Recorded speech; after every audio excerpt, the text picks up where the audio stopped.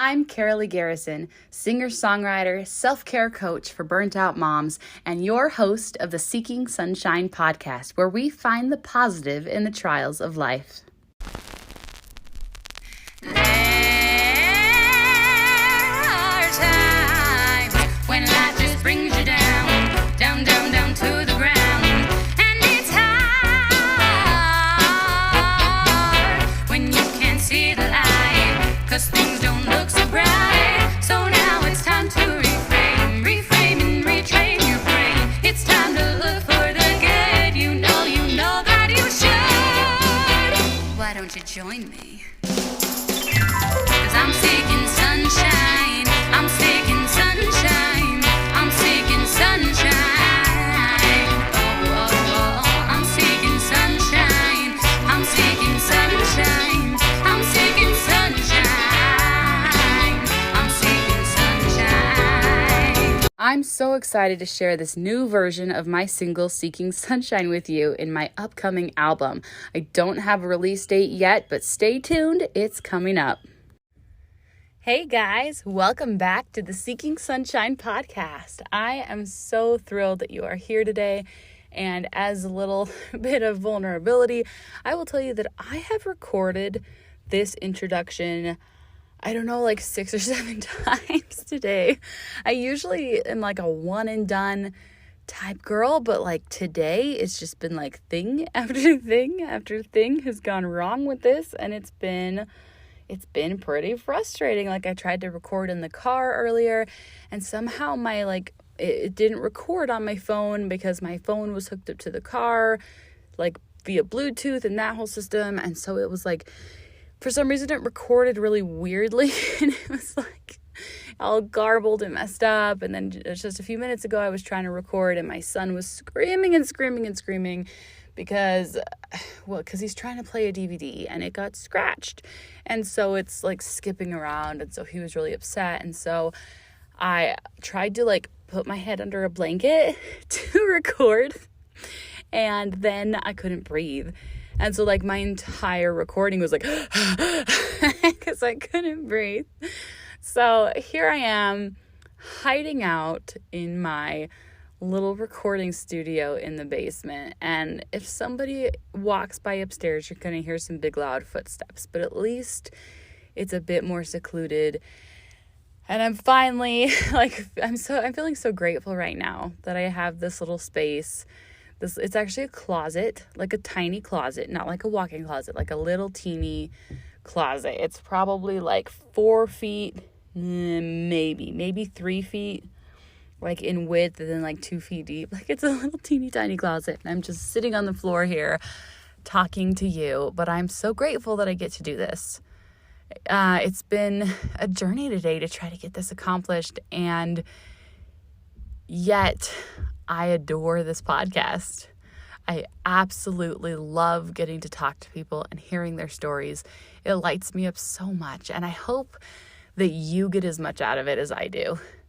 It fills my soul to hear other people talk about everything they've been through and how they were able to find sunshine, because it teaches me how to find sunshine again and again and again every day in my own life, especially when things are not going right. And listening to other people helps me have such a better perspective. Like they say that, if all of our problems were like thrown into a pile, that we would always choose our own. And I think that that's really true. So when I get to hear other people's stories, it always gives me such a better perspective and helps me be more grateful for my life and for my own problems. So anyway, thank you for being here today. It means just so much to me that you come and listen to my podcast. It really does. And I hope that there's something in here that you really love, that you really look forward to each week. And if that's the case, if you'll please share it, that would just mean the world to me. And even more, if you could leave a review. When you leave a review, it actually adds brownie points or something in the whole system and helps more people see my podcast. So that is also an amazing thing that you can do to help me out and help this show get shown to more people, because I feel like Seeking Sunshine is just something that we all need so much right now. It's so, so important. And it's important for these incredible people to be able to share their stories. And they're so inspiring. And it's a really, really important cause to me. And it's so close to my heart. So thank you for that, for everything, for listening, for leaving a review, for sharing. It really means the world to me. So before I introduce our incredible guest for today, I wanted to remind you that today is the last day of February, which means it's the last day of my February special for my Shine Self-Care Coaching Program. Oh my goodness, guys, this is so close to my heart, and I feel so thrilled and so honored to be able to share this with you guys. I've been working so hard on organizing this message of how we can change our mindsets and change what we're doing so that we can utilize self-care in a way that's actually going to change our lives. What could that mean for you in your life? How could your life be so drastically different if you were not stuck in burnout and overwhelm? That's where I want to help you get. That's where I know I can help you get. And it takes time and it takes work, but having somebody hold your hand as you take that journey makes a world of difference. So if this is something that speaks to your heart and it's something you're interested in, please reach out to me. You can send me a DM. You could send me an email at seekingsunshinepodcast@gmail.com, or just get a hold of me somehow. I'm not hard to find. And then we can schedule a clarity call, and I would love to get to talk to you and get to know you and to see what we can do to help you feel more freedom in your life. What are the steps that we can plan together that are going to help you change your entire world? It's totally, completely possible. So just reach out. I would love to hear from you. And if it's something that you're just on the fence about and you're really not sure, we can work it out. We will figure out a plan, whether that's with me or not. It doesn't matter. I want to help you succeed. I want to help you feel more peace and less stress in your life. So I would love it if you would reach out for that. I'd love to schedule a clarity call with you. It's a short, quick, 15-minute little call. The thing is I have kids.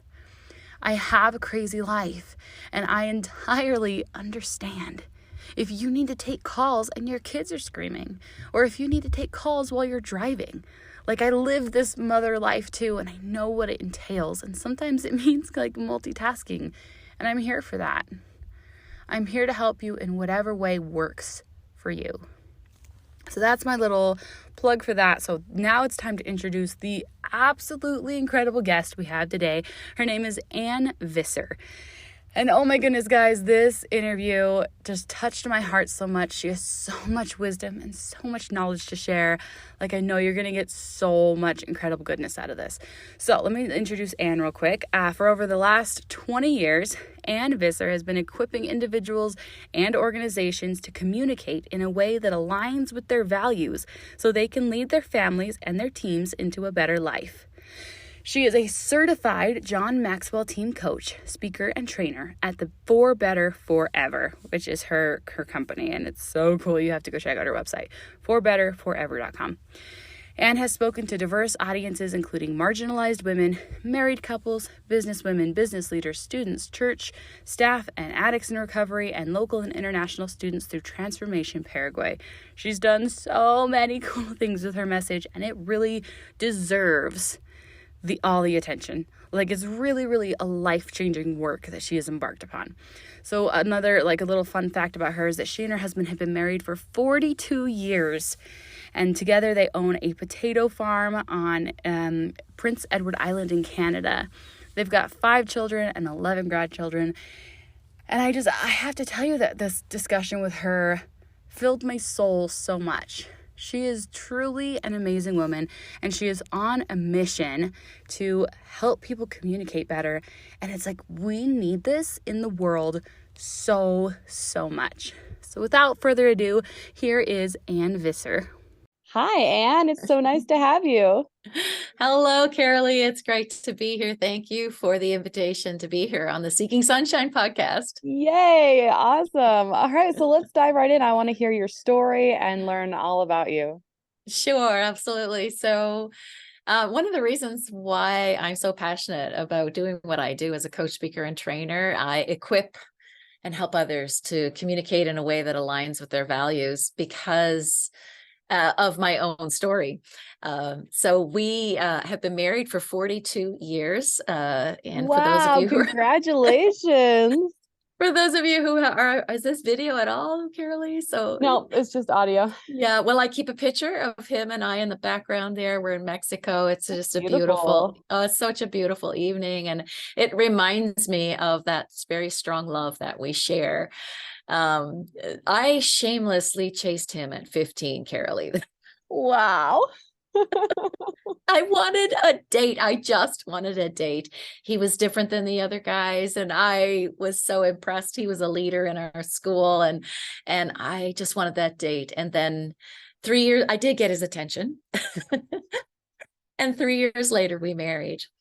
And I was head over heels. He was head over heels. I still remember the photographer said on our wedding day, he said, I've never seen a couple look at each other the way the two of you look at each other. Oh, that's so cute. I love it. Right. And then fast forward, after we married, my husband is a farmer. He was working long hours, and I was pregnant 1 month after we were married and very, very sick. Whoa. On the couch, couldn't keep anything down. I was so miserable. And this is a rough way to start marriage, right? You have all these hopes and dreams, and all of a sudden, like, there's nothing. You're Well, just and trying to. marriage is hard. Marriage is not easy. And I feel like we grow up with this idea of like, oh, well, if you love them, it's all just gonna happen. It's all gonna come so easily. And it doesn't. It's That's a what I lot of thought work. too. Mm-hmm. That's what I thought too. We love each other. Isn't that enough? And so then we had 5 children in 6 years. Oh my goodness gracious. Yeah, I know. I love my kids. I love my kids. I love my kids. Oh my gosh, no, I do that. I do that all the time. My story is hilarious. I met and married my husband in 7 weeks at 18. I went Oh to my, college, met him in October, we got married in November, and we just hit 14 years. oh, So I congratulations on 14. thanks. I know. And it's just amazing how, you go through these trials and it's really hard, and you have to learn to rely on each other and to forgive each other and all the things. All the things. And so he was working these long, crazy hours as a farmer, and he often came home frustrated. So we had these external pressures, a lot of kids in a short time, a lot of little needs that are needed in the household. And so all of a sudden, you can't even really talk about what needs to be talked about as adults, because you don't want little kids carrying the weight of an adult's load. And Yeah, then he's absolutely. yeah. And so, but then there were these internal pressures that we discovered. We were not communicating well. We were not conflicting well, and we just grew apart. And my friend calls it a creeping separateness. It's like an emotional distance that we had created in this marriage. And we were both very unhappy, but I didn't know he was unhappy until we were on a date.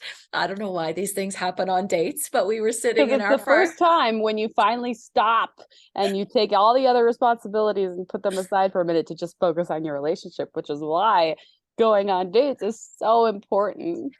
and you have a quiet moment away from the kids too, right? And so here we were in our farm truck outside our favorite restaurant, and I looked at him and I said, I can't do this anymore. And he looked at me, he said, what do you mean you can't do this anymore? And I said, I can't do this marriage. I can't do marriage like this anymore, because we just keep hurting each other.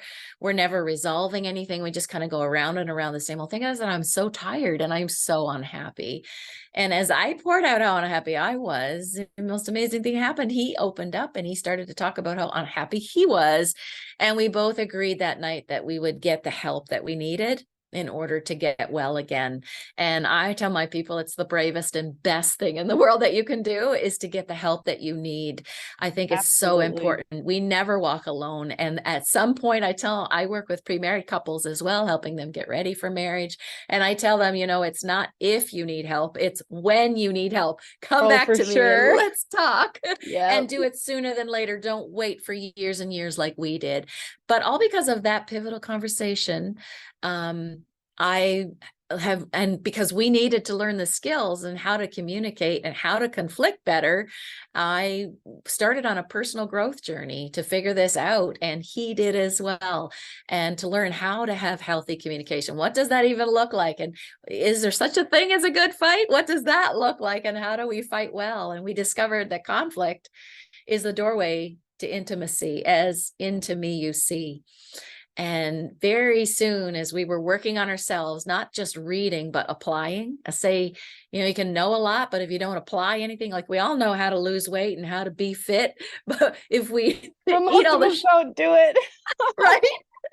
So if we don't do the things that we know we need to do, then nothing changes. But as we started to apply the things that we were learning about how to communicate in a healthy way, how to be vulnerable, how to open up, how to have important pivotal conversations in a way that actually bring you closer together, how to fight and argue in a way that brings you closer together instead of pulling you further apart. We were avoiding conflict because both of us didn't want a conflict. And we discovered that that's terrible for marriage. You can't get anything resolved. You have to be able to be like, here's where I am and here's where I am, and let's figure out a solution. And it doesn't have to be Yes. like angry and horrible. It just needs to be a working out. Yes, exactly. And so because of the difference that this made in our marriage and in our lives, our personal lives too, I mean, it put us on a personal growth journey neither of us have gotten off of. And because of the difference it made, we looked at each other very soon and we said, we have to share this with other people. Like, we lacked skills that we needed in order to be healthy together. And we said, there's got to be other couples out there that all they need is a little encouragement and a little knowledge, a little know-how, and to break some old habits and to break through some fears and some mindsets that we needed to break through too, that can help them have a healthier marriage, that can help them be better together. And then I discovered, well, pivotal conversations are really for everybody. They're for parents.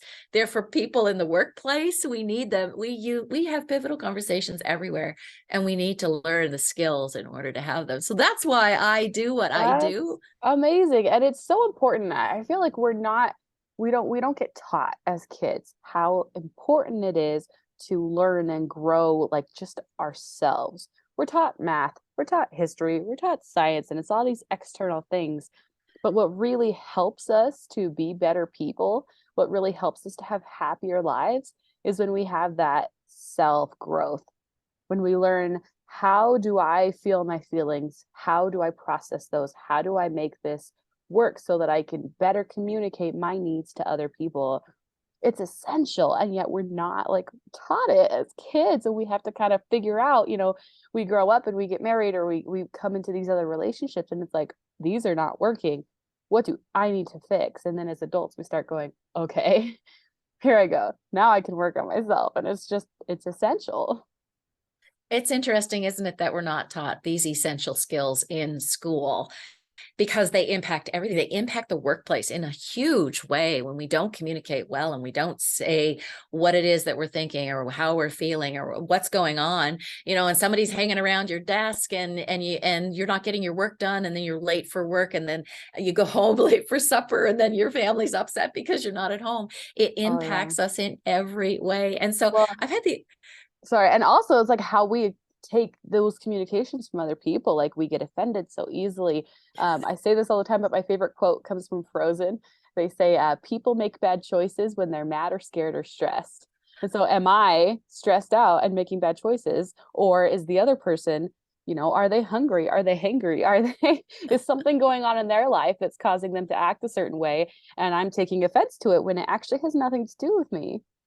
And like to learn, Yes. and I hope that as we have more of these conversations and we have more of us now going, oh my gosh, this is so important, that we can teach our little kids about Yes. themselves and how to regulate their own emotions and how to communicate. Oh, it's so exciting to see the younger generation. I see my kids who are adults now, and I have 11 grandchildren, by the way. And Wow, congratulations. but I get to see my kids parent, and that's why we call ourselves For Better Forever, because I really believe that the changes that I have made, I wish I had made them sooner, but I didn't. And so the changes that we have made, though, and all those conversations that we had around the dinner table about, well, what is relationship and what does it mean? I'm sure my kids had their fingers in their mouths most of the time because they're like, we're so tired of this, Mom and Dad, stop talking about this, but we didn't. And later on, they came to us and said, thank you, Mom and Dad. Thank you for all those conversations. Thank you for the skills that you taught us.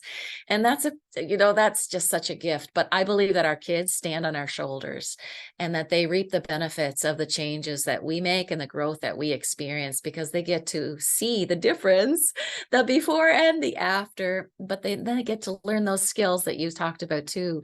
Imagine little ones learning those skills, that it's okay to have feelings, but it's important to identify them and help them, coach them through what is it you're feeling right now? Oh, you're really angry because your sister took your favorite toy. Well, let's work this through, like it's just so incredibly helpful for parents too, and for children, for little ones. And that's Um, beautiful that you're seeing all those fruits of all your labors as a parent. I feel like we don't often see that for a long time. Because my kids, you're you're right, we don't. mine are mine are 12, 11, and 8. So I'm in the midst of that, like, let's learn, let's learn, let's learn. And it takes a long time for those lessons to sink in. It takes a lifetime.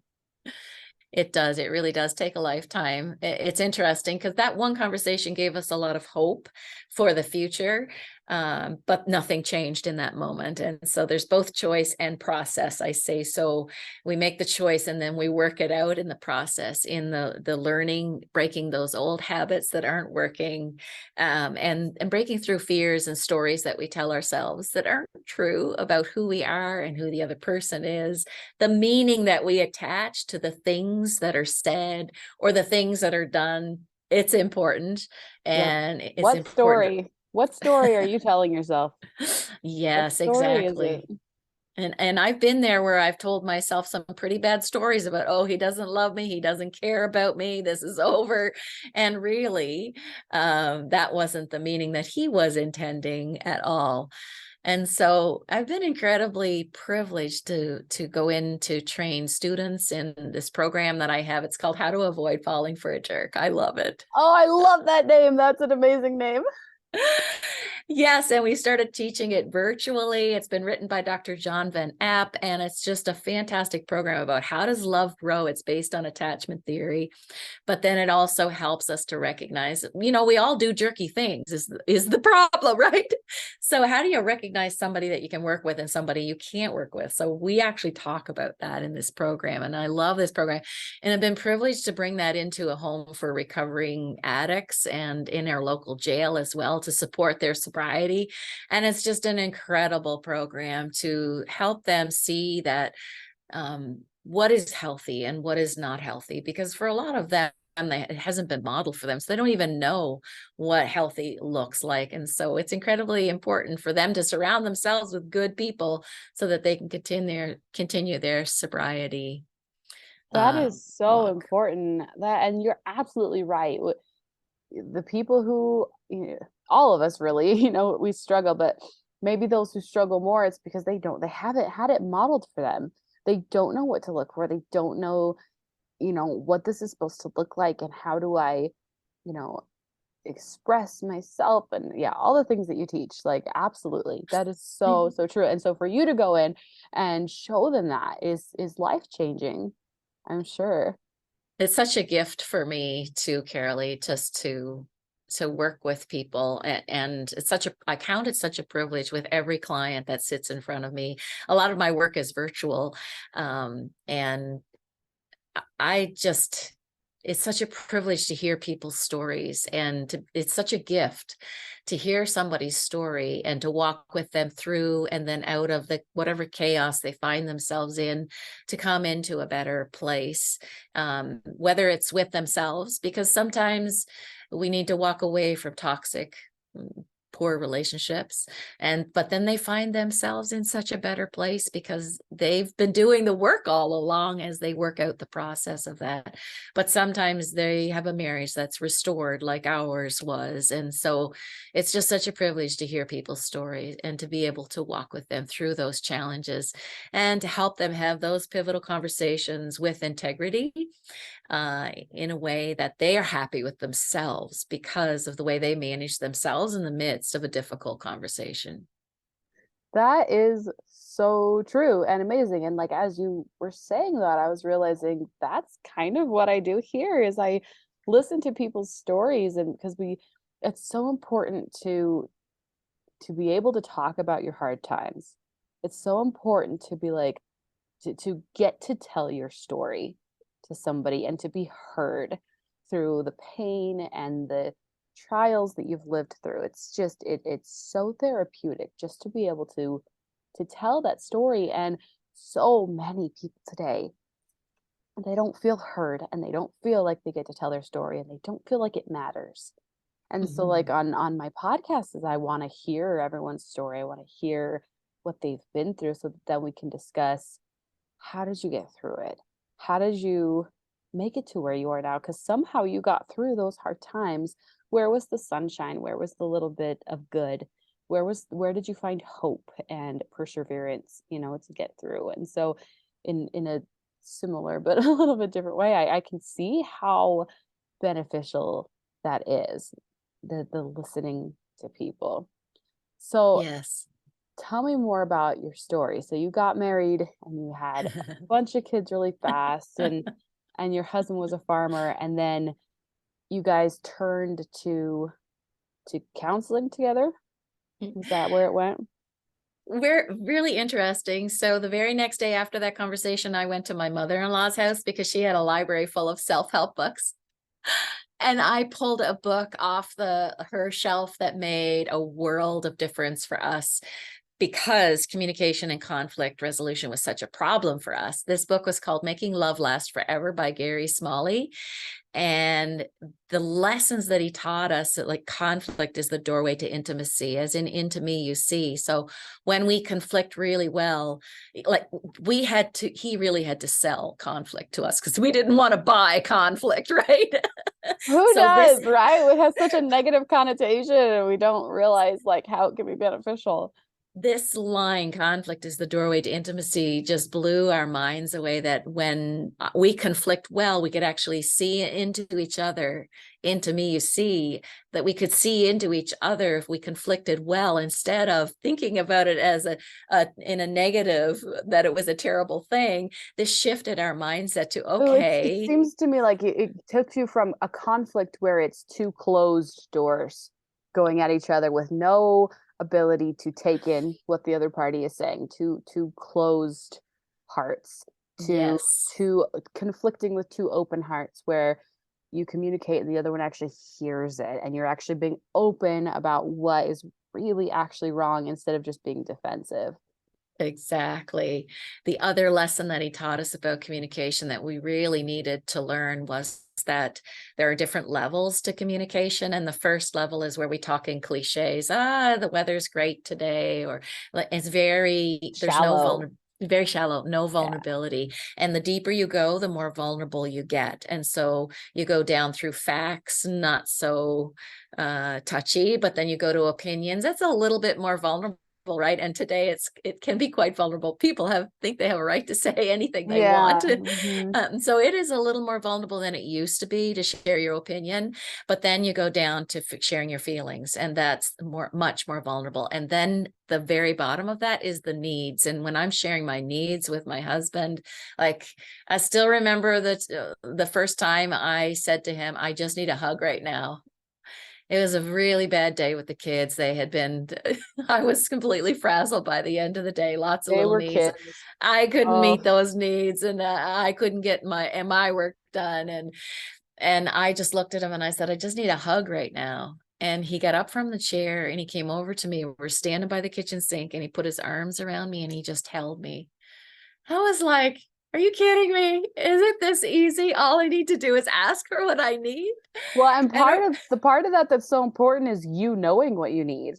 Because if you Yes. go in and you're like, I just can't even think straight for a whole second, like I don't even know what would help, then there's nothing, because usually our partners want to help. They want to do what they can to calm us and help us come back to ourselves, right? But if they don't have like an actionable solution, it's like if a foot rub is going to fix all your stress right now, I'm happy to do it. But if you don't tell me that, then I have no idea.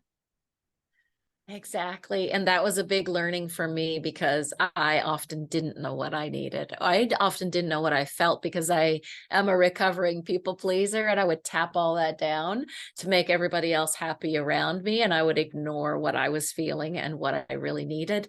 And so that was a big moment, a pivotal moment for us and for me when I recognized, wait a minute, if I don't tell you what I need, you don't have a clue. You don't have a sweet clue what it is that I need. Well, and so And often we expect them to read our minds. It's like, don't you know me better than anybody? Don't you know me like so well that you can read my mind when I don't even know what I want? exactly. And so there were all these pivotal moments. Both of us became students of marriage. And every year we read a marriage book and we talk about what applies to us and we take on new skills. We take on new mindsets about marriage and how we can be better together. And I think that being a student is not just of marriage but of life and personal growth and leadership. We just became really hungry to learn and to grow and to apply everything that was applicable to us so that we could be better people. And I do believe that I bring 100% responsibility, 100% of myself. There's no 50-50 in this marriage. It's 100% me and 100% him. That's what we've got in this marriage, and I think that that's important too. And so there's nobody being left out or Absolutely. left behind, and there's no kind of measuring, wait a minute, I gave you 20%, I gave you 80% this today. Like, where's where's the rest Right. of Where's your you? compensatory? Well, and it's so interesting how it's all out there.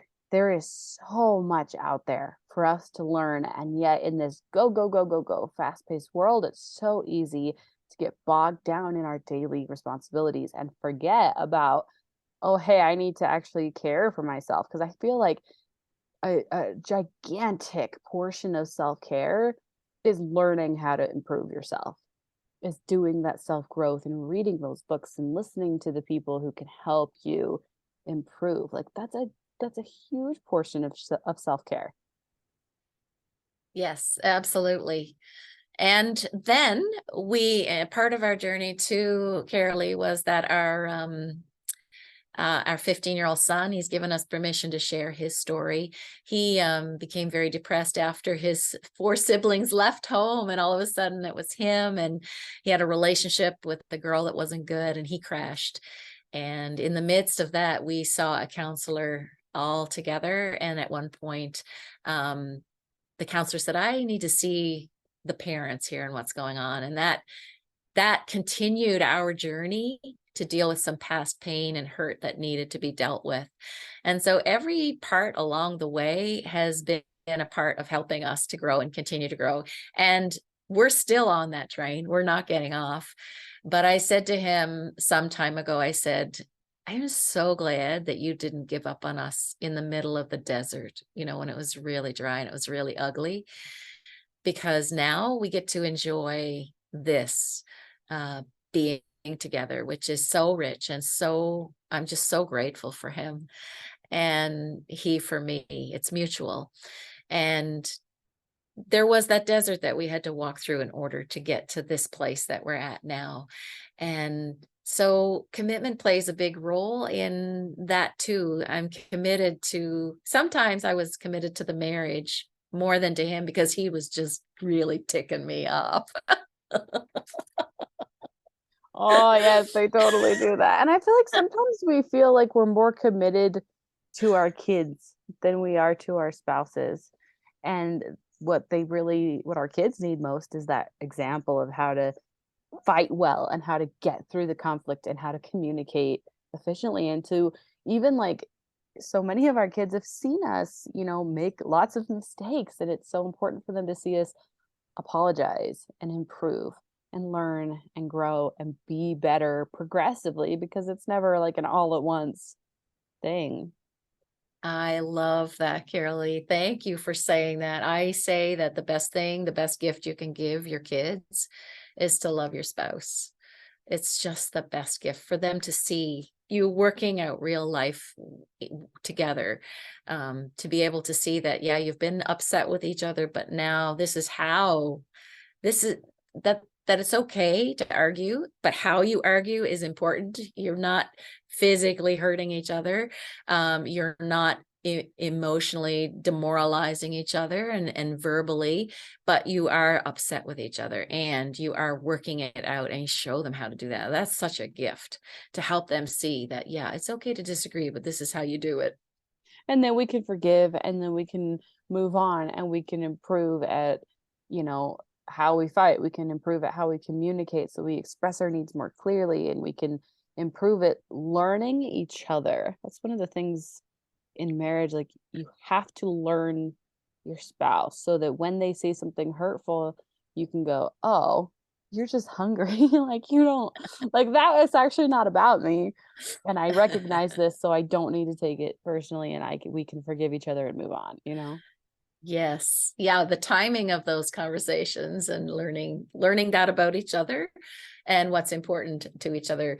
One of the courses that we ran, we partnered with churches, and we would run these marriage courses, and one that we did was called Time Starved Marriage. It was the least attended, and we decided that it was least attended because they didn't have time to actually attend the class. Oh, how ironic. But in the midst of that lesson and that program that we did, I learned how important the time is to my husband, which I didn't know to the extent of how important. And it gave me a whole new respect for that time part of him, that clock in him that runs like he just, whether it comes to the seasons or whether it comes to the time or the weather or anything related to that, he is so in tune with that. And so it gave me a better respect for time. So for example, if he is needing to get to work because he is the boss, and he shares that load with his brother, but because he's the boss, he needs to be there on time. And so if I'm trying to talk to him about an important topic, just as he's trying to get out the door to get away, that time factor just takes over, and Yeah, he he can't does not do concentrate. well. He can't Yep. focus and he can't concentrate. And And so you know what's that, funny? I'm totally the same way. If my husband tries to like have some conversation and I'm like, we're late, like nothing is on my mind except for that we are late. Like that's the only thing that matters to me right now. so every piece of the pie, all along the way, we've learned new things from different authors and applied what we learned to get better together. Um, you know, to be able to be happy and functioning together, really like happy together, like not just together, but happy together, and looking forward to our next years and our next seasons, whatever they may be. But a lot of it has been learning how to have these pivotal conversations, learning each other, being a student of each other, to be able to manage our emotions in the midst. That was a big one for me. And that's what we call as the first C of pivotal conversations, to be able to check emotions, to check in with myself, to see like, where am I right now? What's going on inside? Because often these pivotal conversations, they come up over and over and over again. Yeah, And so I feel like step one is, am I taking care of my own needs? yes, Am I doing what I need to do to be in a good place before I yes, expect anybody else to do something? yes, exactly. And so where am I emotionally, and am I just too tired to have this conversation? And do I just need a rest? Do I need a nap before I can actually have this conversation? And even to check in with, what am I thinking? I give my people journaling exercises. What am I thinking? What am I feeling? What is it that I really want here? Because sometimes we don't know what it is that we really want, that we talked about earlier. And then we can have a better pivotal conversation and then I also ask them to check your motives. Like, what is your motive? Do a heart check. So do I have some resentment or bitterness here that I need to deal with first before I have this conversation? Because that's going to derail an important And it conversation. will come out. It And will come it out. will come out, and even if you don't say it and it's just like just behind your words, it can be felt. Oh, yes, like barbs, right? It can be felt. The words that you're saying, I hear the words that you're saying, but how you're saying it there is it's biting. And so, though that's the first C of pivotal conversations, and we have 3 C's that we teach of pivotal conversations. And the second is to communicate and clarify. These are all lessons that we learned, that we apply, that we needed in order to be able to communicate really well. That's amazing.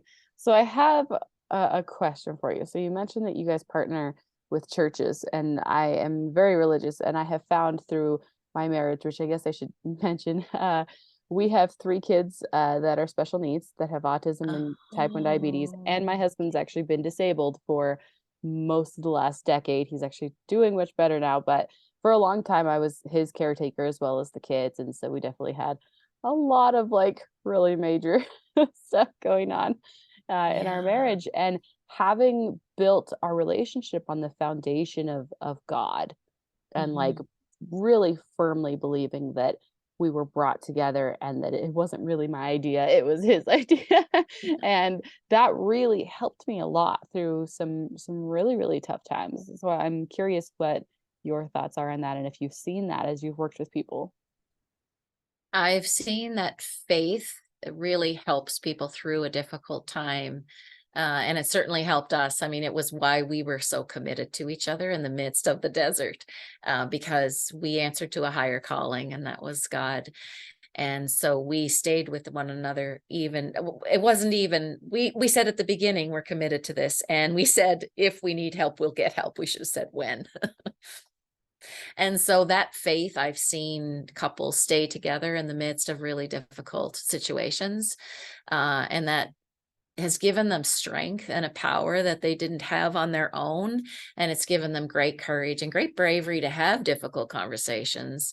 I've imagined that you've had a lot of difficult conversations around what you're able to do and what you're not Mhm. able to do. And how then do you work together as a couple to make things happen that need to happen? For instance, feeding the kids or caring for those little ones that you have, or even as they grow, their needs get bigger.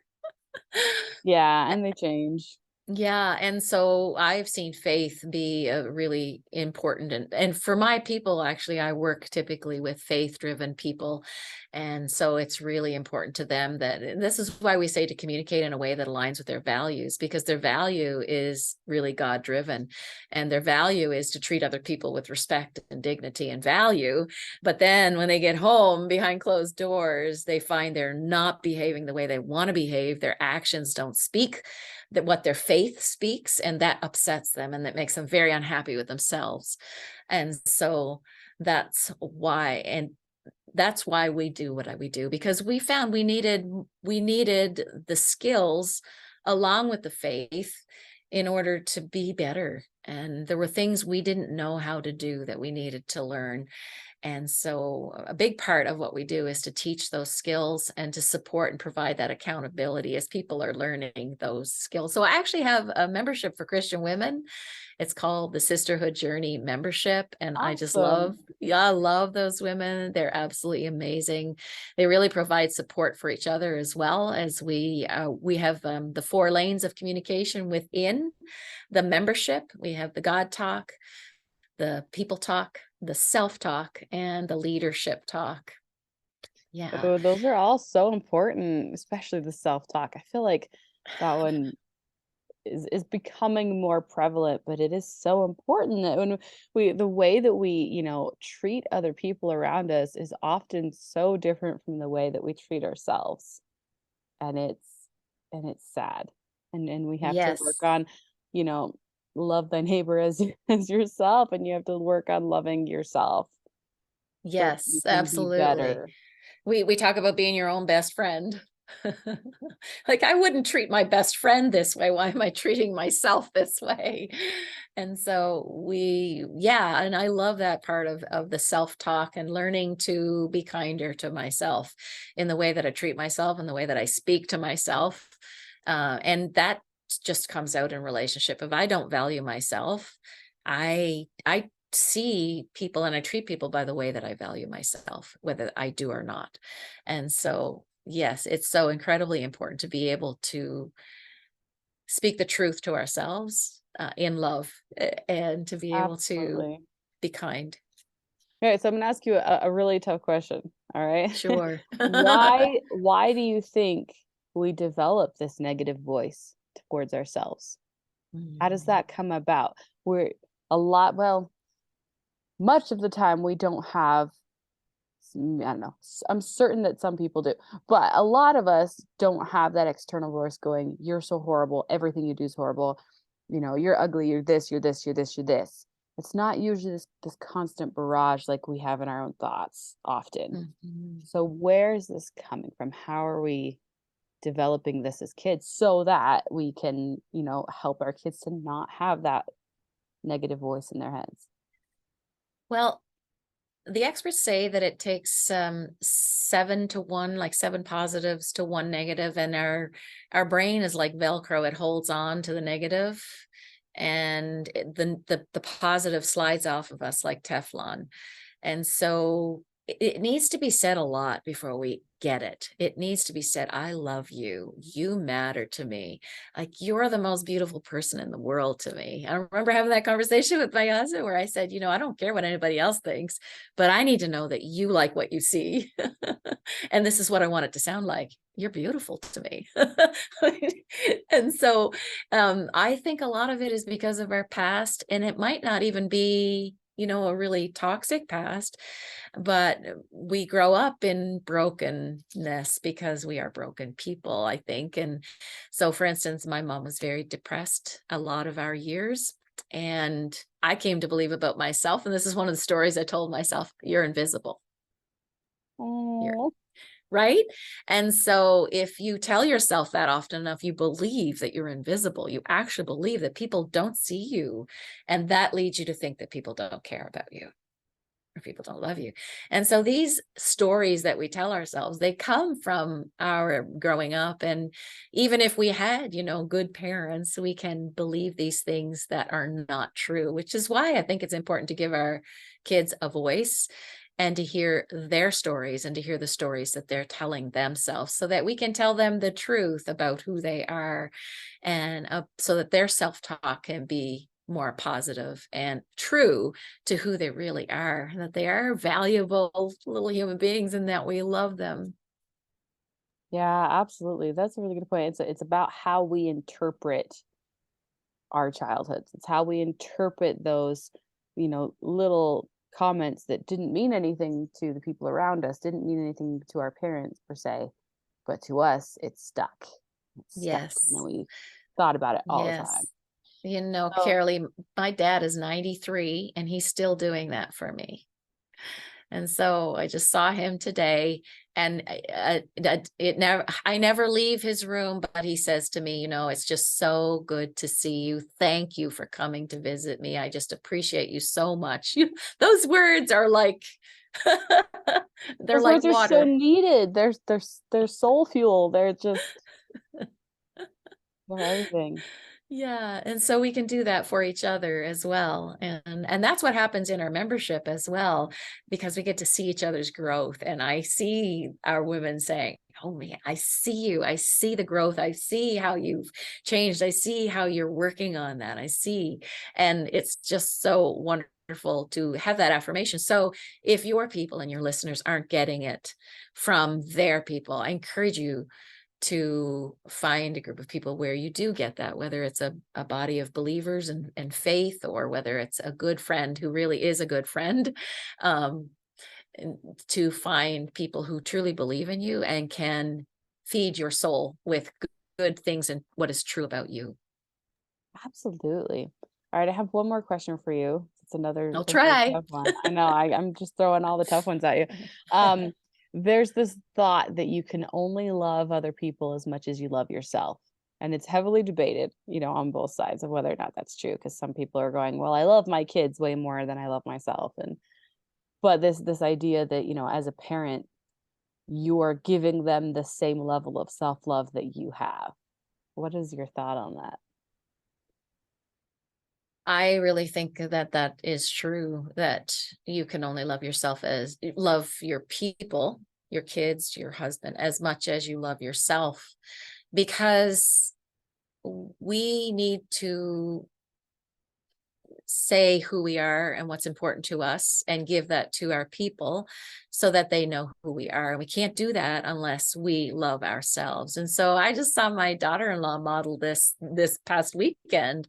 Her little girl slapped her, and she very clearly said, no, you cannot slap mommy. There was no question about it. Like, no. And the behind it was, mommy's valuable and mommy's important, and no, you cannot slap mommy. And so right there, she was teaching her children that mommy is of value and mommy is to be appreciated. And so I think Yes. it's, yeah. Yeah. I feel like there's this, you know, just idea of mothers is just like the pushovers and the like, they just serve all the time, and they, you know, you just get whatever you need and who cares and just move on. And we're working on, you know, changing that idea of to, you know, mothers are valuable, mothers work hard, they deserve your appreciation. And yes, we want to serve, and yes, we want to love and give that freely, but at the same time we deserve respect, and we deserve, you know, I don't know, pedicures and massages and, and whatnot. You know, we deserve the same level of respect that you would give anybody.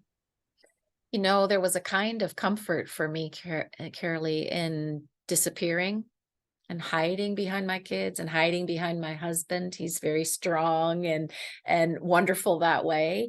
And but there was a comfort there in not stepping out and being a person.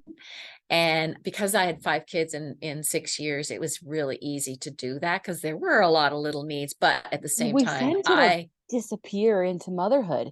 I It's so easy to do. it is, but I used it as an excuse not to do things and not to step out. And it was a part of my growth that I had to learn who I was and how to step into who I was and the leadership that God had already given me, but I wasn't stepping into it with the power that he had given me.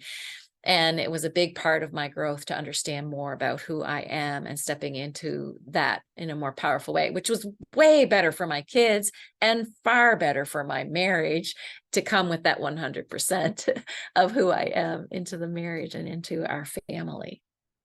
And by the way, I have a client. She knew me 20 years ago.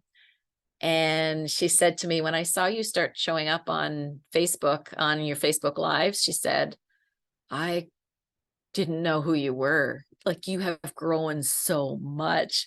I was like, oh, thank you. Your That's a energy, your energy is totally different. It's shining and beautiful and amazing. that was such a compliment. And I really give thanks and praise to God for that, because he really is the force behind my life and the force behind that change. And I'm so grateful that he has given me that opportunity to step up and step out, because before, um, life is very depressing and sad and lonely. And now life is full of people like you. I get to meet people like you from around the world. I've done 62 podcasts in this last year. Oh, that's so many. That's very different than who I was. That's the after. I've shared with you the before. This is the after. And so I'm really grateful to be on that personal growth journey that God has taken me on, to become who I am and to still be becoming on Oh, that that's journey. amazing. So where have you found sunshine? And I guess my bigger question is, especially in the darkness, especially in Mm. the parts when it was like, I don't see a way out. I don't see the bright future that's coming yet. Where's the Yes. sunshine in those dark places? Absolutely. The sunshine for me is always in my faith in the God that I believe in. He is my rock solid. Like, whatever else is going on, he's rock solid. And all that I have here is a gift, and it's for a time. I recognize that. And so he's my sunshine. In the midst of it, I journaled a lot, and that really helped me to get out what was inside that was having a hard time finding its voice. And so that was incredibly helpful. I Right love now, that. Yeah, right now there's a great deal of sunshine in my grandchildren. I just love watching, like as a mom, I was so busy. And as a grandparent, I get to sit back and just delight in my grandchildren. So there's so much to learn from little ones, right? There's so many funny things that they say, and so much learning that they're doing that we get to learn alongside of them. And so there's great joy and sunshine in watching their growth as well. There's so many parallels between a child's growth and that personal growth journey that we're on too. So Oh, I love that. All right, so tell me the name of your membership group and all the other things you have going on so we can share it with everyone. sure. Well, the name of my membership is the Sisterhood Journey Membership. My company is For Better Forever, and we meet 3 times a month. We take once a month off, and we do not meet in the summertime in July. And so we're just a group of women who are out for transformation, really looking to apply that communication for ourselves and for other people as well. And I also I coach one-on-one, and I coach virtually. All of my coaching is done virtually.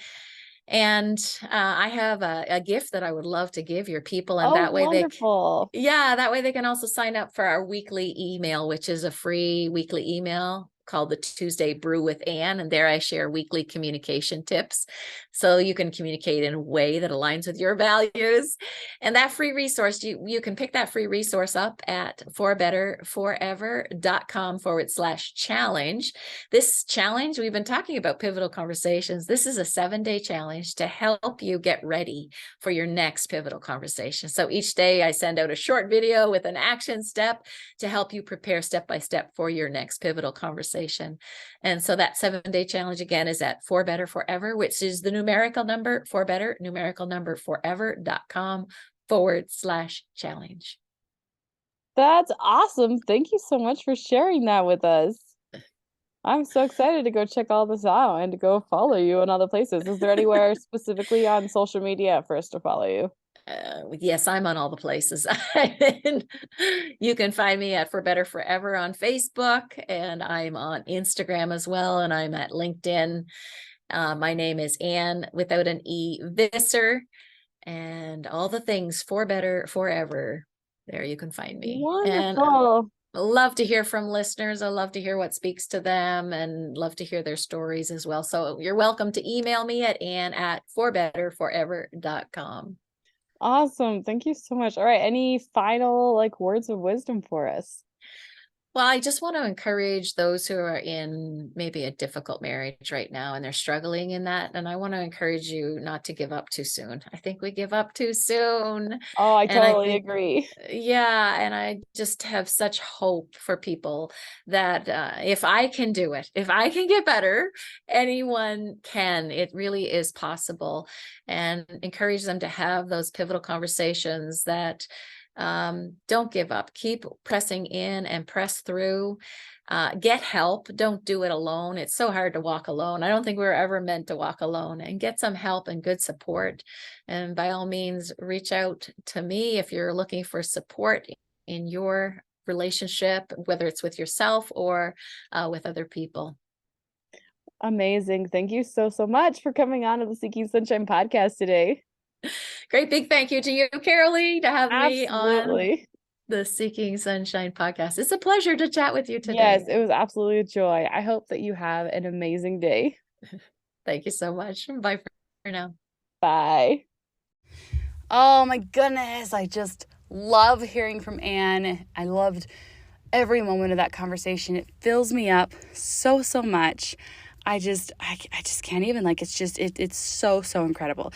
So before I tell you our takeaways, I want to remind you to go to For Better, that's a number 4, better, number 4, ever.com/challenge to get her free gift. It's amazing. You have to go check it out. And then check out her Sisterhood Journey membership. It's a membership for Christian women, and it'll change your life. Like what what an incredible way to get support from other women. Like it's so beautiful, and we all like really need that in our lives. All right, so here are my very favorite takeaways from this episode. Number 1, the bravest and best thing you can do is to get the help you need. Number 2, conflict is the doorway to intimacy, as into me you see. I love that. Number 3, our kids stand on our shoulders. They reap the benefits of the changes that we make and the growth we experience. Number 4, what our kids need most is that example of how to fight well and how to get through the conflict and how to communicate efficiently. So many of our kids have seen us make lots of mistakes, and it's so important for them to see us apologize and improve and learn and grow and be better progressively, because it's never an all at once thing. Number 5, the best gift you can give your kids is to love your spouse. It's just the best gift for them to see you working out real life together. Number 7, I've seen that faith really helps people through a difficult time. With that faith, I've seen couples stay together in the midst of really difficult situations, and that has given them strength and a power that they didn't have on their own, and it's given them great courage and great bravery to have difficult conversations. Number 7, our brain is like Velcro. It holds on to the negative and the positive slides off like Teflon. And lastly, number 8, God is the force behind the change. What a beautiful message. What an incredible conversation. Thank you, Anne, for being here. And thank you to everyone who is listening. Like, you're just so amazing. You're so incredible. And I hope that you know what joy you bring to other people's lives. Like, you bring me joy by listening to my podcast. It means so much to me. I hope that if you found something in here that you really loved, that you will share it with a friend who could use this message. I've loved every word of Anne's interview, and I loved this message of how we can communicate better so that we can have healthier relationships and get our needs met and help our significant others get their needs met, and even our kids. Like, it is such an important message. So with that, I'm going to remind you to check out my website, caroleegarrison.com, for all the information about the Shine Self-Care Coaching Program.